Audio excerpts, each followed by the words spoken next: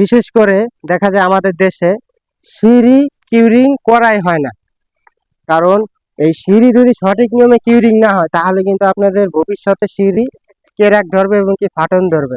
এইভাবে চর দিয়ে যদি আপনারা সিঁড়িগুলো কিউরিং না করেন তাহলে কিন্তু ভবিষ্যতে রাইজারগুলো ফাটন ধরবে, যার ফলে সিঁড়ি এরকম কম হলেও আপনাদের 14 দিন কিউরিং করতে হবে।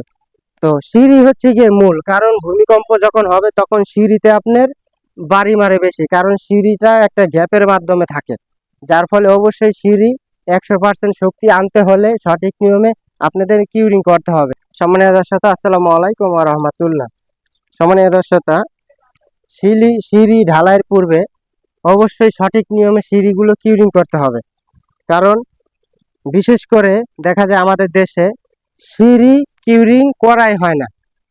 কারণ এই সিঁড়ি যদি সঠিক নিয়মে কিউরিং না হয় তাহলে কিন্তু আপনাদের ভবিষ্যতে সিঁড়ি কেরাক ধরবে এবং কি ফাটন ধরবে। দেখা গেছে পিলার টিলার যখন ঢালাই করা হয় তখন সঠিক নিয়মে 14 দিন 21 দিন কিউরিং করা হয় চট টাঙ্গিয়ে, কিন্তু দেখেন বিশেষ জায়গায় অনেক প্রজেক্টে দেখা যায় যে এরকম সিঁড়িতে চট দেওয়া হয় না।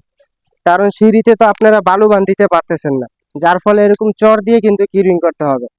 তো যার ফলে অবশ্যই যখন আপনাদের সিঁড়ি হবে তখন এই সিঁড়িগুলো ভালো করে কিউরিং করতে হবে।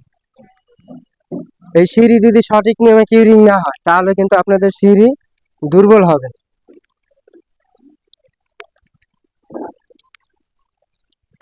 ওই পাশে আহেন।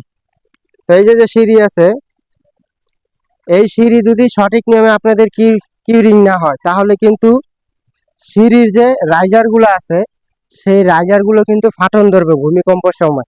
কারণ কিসের জন্য? আপনি সিঁড়ির যে ল্যান্ডিং হয়, সিঁড়ির যে ওয়েল স্ল্যাব হয়, সেই ওয়েল স্ল্যাবে কিন্তু রড দেওয়া থাকে, কিন্তু সিঁড়ির যে ধাপগুলো হয় রাইজার গুলো হয় এটাতে কিন্তু রড দেওয়া থাকে না, যার ফলে এই রাইজার গুলো যদি আপনাদের সঠিক নিয়মে কিউরিং না হয় তাহলে কিন্তু ভবিষ্যতে এই রাইজার গুলো ফাটন ধরবে, ধাপগুলো ফাটন ধরবে। দেখেন কিভাবে কিউরিং করবেন। সিঁড়ি আপনারা দেখা গেছে এরকম চট না থাকলে শুধু পানি দিলেই হবে না, সিঁড়িতে ভালো করে কিউরিং করতে হবে।